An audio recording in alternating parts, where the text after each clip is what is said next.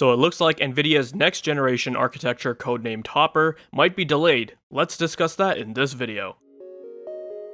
Hey, if you enjoy content like this, drop a like, make sure to subscribe, and smash that bell so you never miss another video. Hey, what is going on guys, Danny here, welcome back to the channel and I hope you've all been doing well. We're still in the midst of seeing Nvidia release current generation Ampere GPUs for the desktop, and people are still struggling to get their hands on an RTX 3080 or RTX 3070, however it looks like we're starting to hear some rumors in regards to their next generation architecture. We first started to hear about Nvidia's Hopper architecture back in May of this year, and it was speculated by many sources that this would be Nvidia's attempt at a multi-chip module design architecture, where instead of having one large monolithic GPU die, there would be multiple smaller GPUs on the board connected through something like an interposer or interconnects, then have their system I/O and DRAM controlled by a central controller. This is actually a very intriguing approach because the design shares a lot of similarities with AMD's Zen CPU architecture, where instead of having a larger monolithic CPU die, they use separate 8-core chiplets and a separate I/O die. This design was very effective and literally propelled AMD forward by miles over their previous generation bulldozer architecture, which was just an abomination. And we saw how in many cases with Ryzen 1000, AMD was ahead of Intel in multi-core workloads.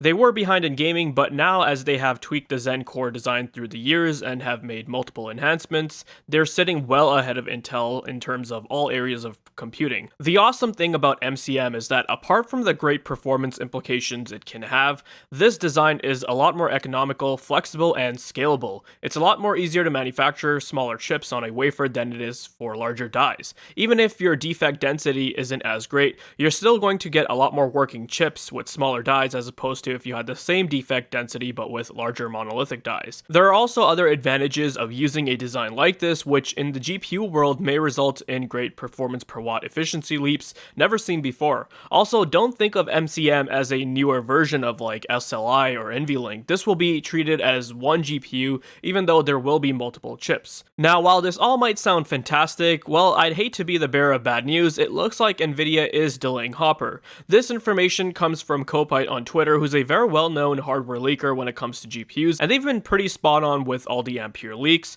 so they're pretty trustworthy. Though this is stuff that's really far into the future, so take it with a grain of salt, as plans can always change. They mentioned that Nvidia's next generation gaming GPUs will still be monolithic, not a MCM design, and it won't be Hopper, which definitely is a bit disappointing to hear because Hopper was really looking like it was going to be a game changer of a design for GPUs, and if there's any company that can pull off a revolutionary design like that, it's Nvidia. I was also getting pretty excited about Hopper and felt like this might be just what the GPU market needs, because if you think about what has really happened over the past decade, we've mostly just seen node shrinks with generational improvements which have really just been getting smaller and smaller, so it's been quite boring if you ask me.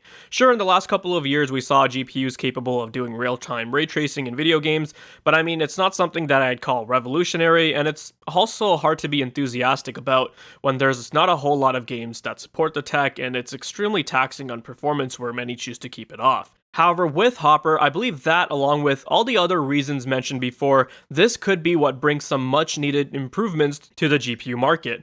I'm not a GPU designer by any means, but imagine with this MCM approach, you could have a dedicated chip with your traditional shaders, a separate chip with RT cores allowing for higher amounts than what would be on a traditional monolithic die, which therefore could help improve ray tracing performance dramatically. I think with an MCM approach, it might be possible we'll see cards that are configured this way. But who knows, like I said, this is all stuff well off into the future, and perhaps we may not even see it in the gaming market, and Nvidia might use the first iteration exclusively for data centers and servers. It just sucks to hear, as it was delayed, as I was very much looking forward to it. Though considering the situation the whole world is in right now and the setbacks this could have caused, I'm not surprised that it has come to this and there have been a change of plans. But circling back to the statement of Hopper being delayed, Video Cards posted some more information on their site as a follow-up to a tweet they're quoting, which includes I guess you can look at it as a roadmap of sorts, but we can see that they mentioned Turing 12 nanometers, which is obviously Nvidia, which then goes to Ampere 8 nanometers, and then is followed by Lovelace, which will be the next generation architecture using 5 nanometers.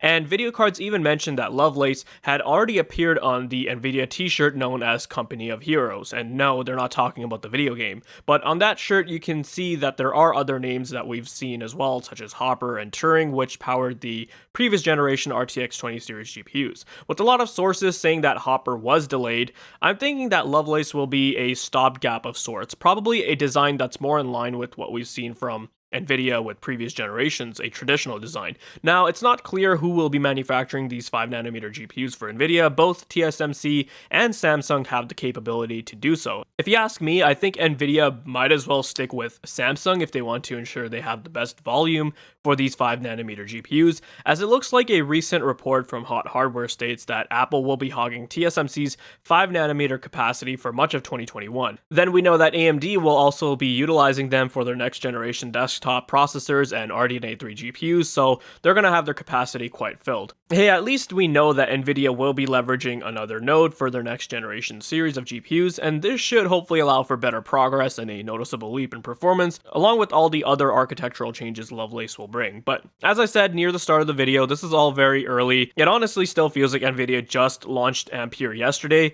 as I still have people telling me they just recently got their day one orders fulfilled, and some are still saying that they have yet to receive anything at all, which is quite sad.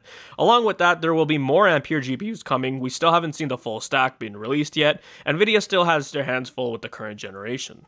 I hope you guys found this video to be informative and helpful. Let me know your thoughts down below. Check out the video description on ways to support the channel and for my other videos. If you guys are interested in more content like this, then make sure you subscribe. Thanks for watching, take care, and I'll see you guys in the next one.